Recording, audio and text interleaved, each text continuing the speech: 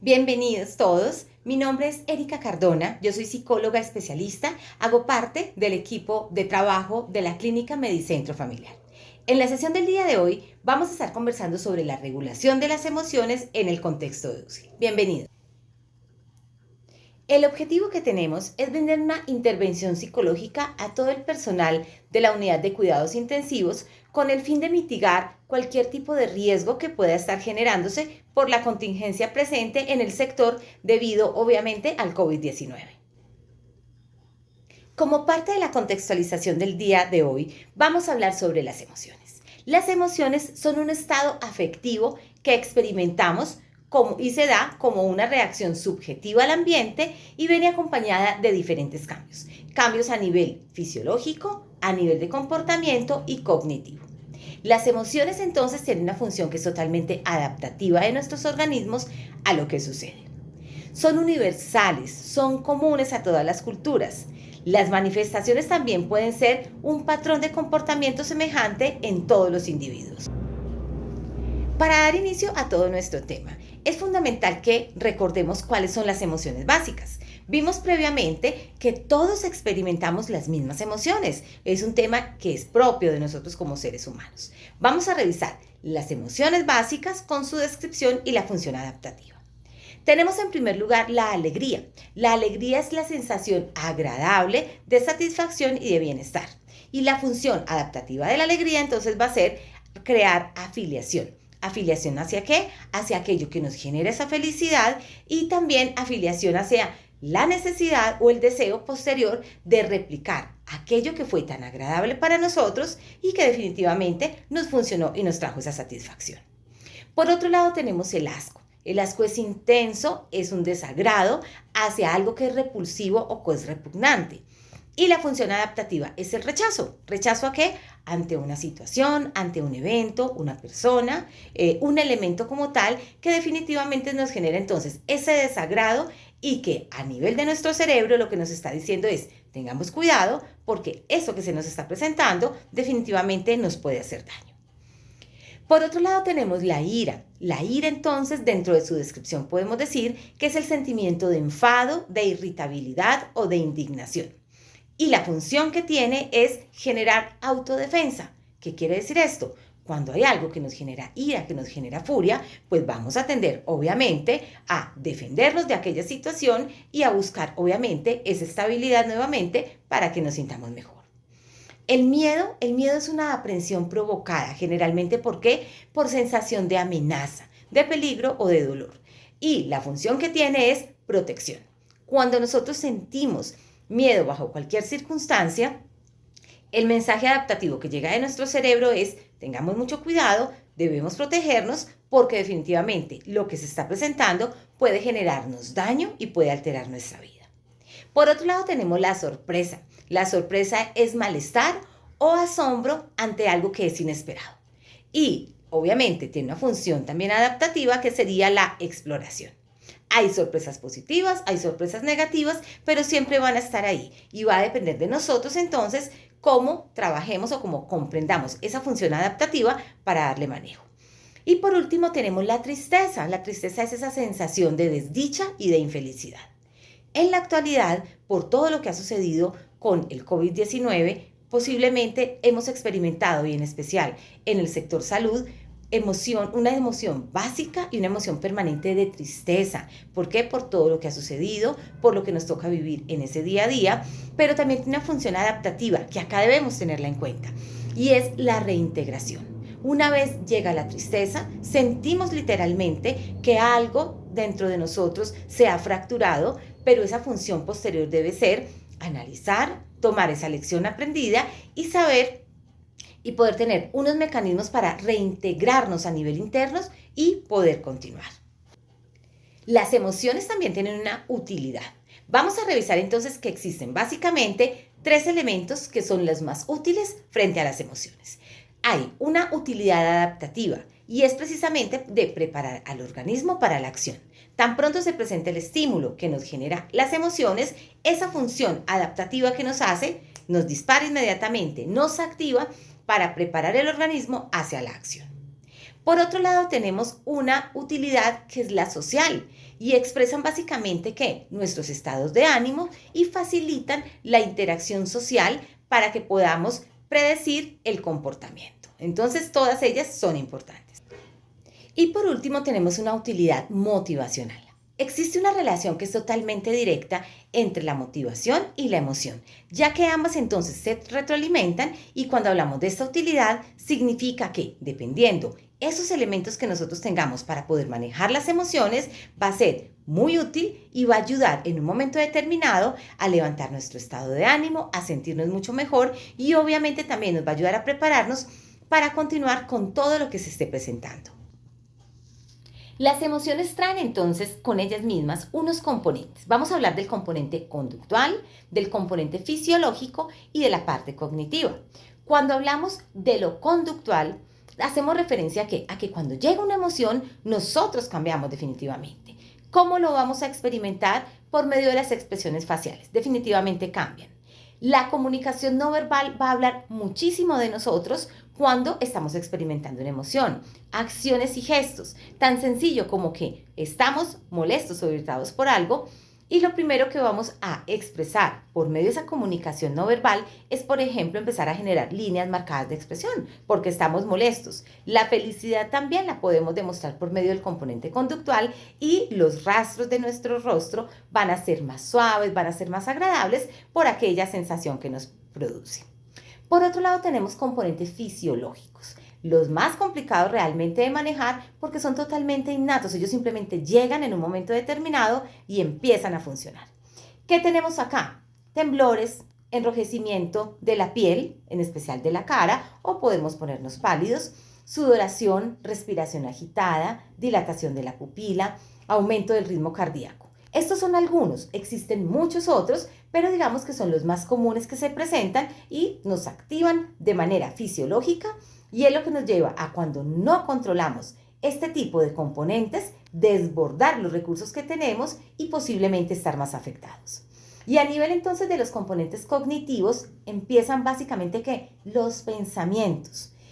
Pueden haber obviamente unos componentes totalmente positivos, frente a las emociones, según lo que esté sucediendo, como sentir esperanza, sentir deseo de hacer muchas cosas. Pero cuando estamos siendo afectados por una situación como por ejemplo el COVID y nuestro trabajo permanente con las personas que los padecen, empieza y es común que empiecen a llegar pensamientos como no voy a poder, no sirvo para esto, nuevamente me afectará, soy un fracaso. Así que tengamos mucho cuidado y comprendamos siempre que las emociones tienen componentes específicos que si no los aprendemos a manejar por medio de unas técnicas de las que vamos a hablar, definitivamente van a superar nuestros recursos y nos pueden traer muchos inconvenientes.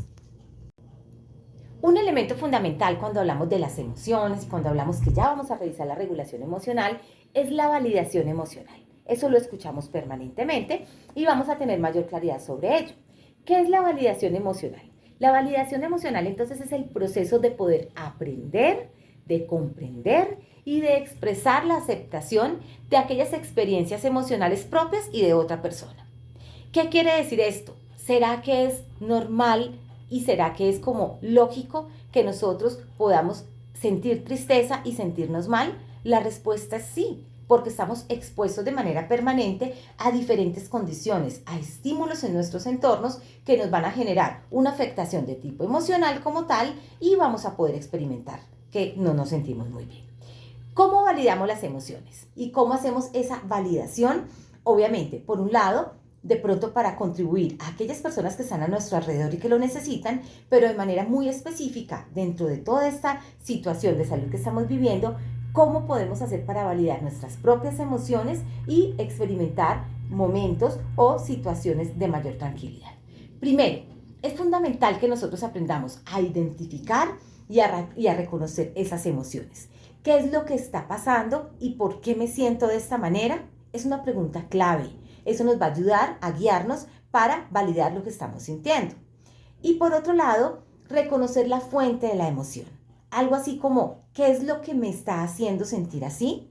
Cuando nosotros tenemos claridad sobre qué es lo que me está pasando y por qué me siento así, va a ser mucho más fácil identificar esa emoción y poderle dar un trámite específico. ¿Cuál es la importancia de la validación emocional entonces? Vamos a tener que aumenta la confianza y crea vínculos de mayor cercanía entre las personas que estamos, digamos, en el entorno específico.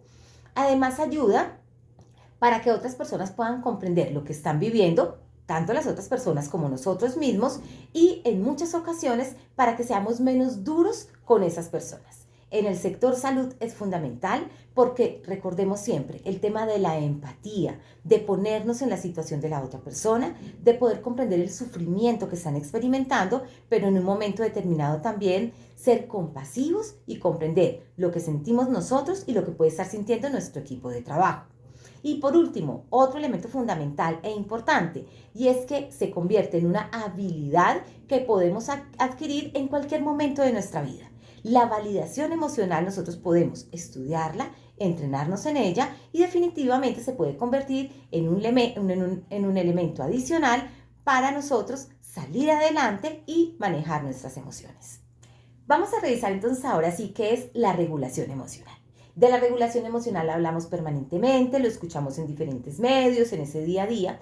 Y cuando hablamos de la regulación emocional, entonces es la capacidad que nosotros tenemos para manejar de una manera determinada y propia las emociones. De eso se trata la regulación.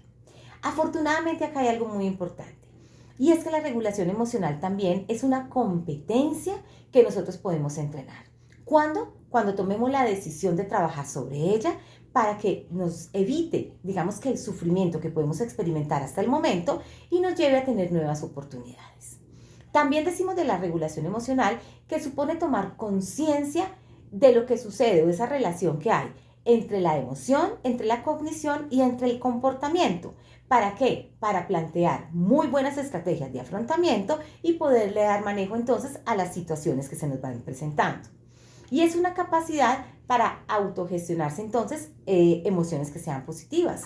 Nosotros podemos tomar inclusive aquellas emociones que han sido fuertes, que han sido devastadoras, saber que aprendimos de allí y poder convertirlas en nuevas posibilidades y en emociones positivas. Y por último, la regulación emocional también es una capacidad para poder evitar las respuestas emocionales que son descontroladas. ¿Qué quiere decir esto? La regulación emocional funciona de manera muy específica para aquellas situaciones en donde sentimos ira, en donde hay provocación o en donde hay miedo. ¿Por qué? Porque estas emociones son las que nos llevan a tener comportamientos más fuertes, a poder de pronto salirnos del contexto, no tener la respuesta indicada, hacer daño y generarnos un daño interno muy grande. Vamos a revisar por último las alternativas de afrontamiento. Cuando hablamos de alternativas de afrontamiento, es fundamental que tengamos claro qué es el afrontamiento. Y este se define como el conjunto de pensamientos y acciones que se utilizan para enfrentar situaciones que son estresantes y son el resultado de los esfuerzos cognitivos y del comportamiento. Entonces, todos tenemos la capacidad y la competencia para trabajar y para entrenar esas alternativas de afrontamiento. Depende de nosotros de tomar la decisión en un momento determinado y obviamente trabajar en ellas. El objetivo que tiene la parte relacionada con las alternativas o con los estilos de afrontamiento precisamente es reducir la angustia, el malestar emocional que generan todas las emociones y que están asociados con situaciones estresantes. Como quien dice, esas situaciones del día a día dentro de la unidad de cuidados intensivos, con el contacto con las personas que están enfermas, que están padeciendo algo, con sus familias y de manera muy especial con nosotros como compañeros que debemos estar ahí siempre para apoyarnos. Y por último, les voy a dejar algunas herramientas o estrategias que se utilizan para el afrontamiento. Más adelante estaremos trabajando de manera muy específica la regulación de las emociones como parte de ese entrenamiento entonces en las estrategias de afrontamiento. ¿Qué tenemos entonces de manera general y que de acuerdo con la literatura existente hasta la fecha relacionada con todo el personal asistencial durante la pandemia se ha demostrado que funciona? Uno es mantenerse conectado con familia y amigos.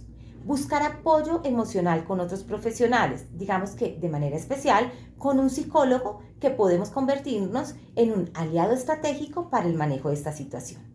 Buscar espacios para la contención emocional, para poder manejar lo que estamos sintiendo. Entrenamiento en primeros auxilios psicológicos. Los primeros auxilios psicológicos se han presentado para todas las personas que están expuestas, que tienen, digamos que, también contacto permanentemente con ese cliente o con público para poder ayudar a estabilizar emociones. Y lo podemos aplicar también para nosotros. Y por último tenemos entonces ese entrenamiento en regulación emocional, tema del que hablaremos más adelante y de manera presencial entraremos a revisar cómo estamos en esa regulación emocional, revisaremos algunos tipsitos y algunos ejercicios que serán de mucha utilidad. Muchas gracias a todos. Este fue un primer tema que tenemos para ustedes para ser ese aliado estratégico dentro de la unidad de cuidados intensivos y tengamos siempre presente la importancia de conocer las emociones, saber cuál es su función adaptativa, para qué nos van a servir y generar una cantidad de estrategias de afrontamiento para manejar las situaciones. Que estés muy bien y hasta una próxima. Hasta luego.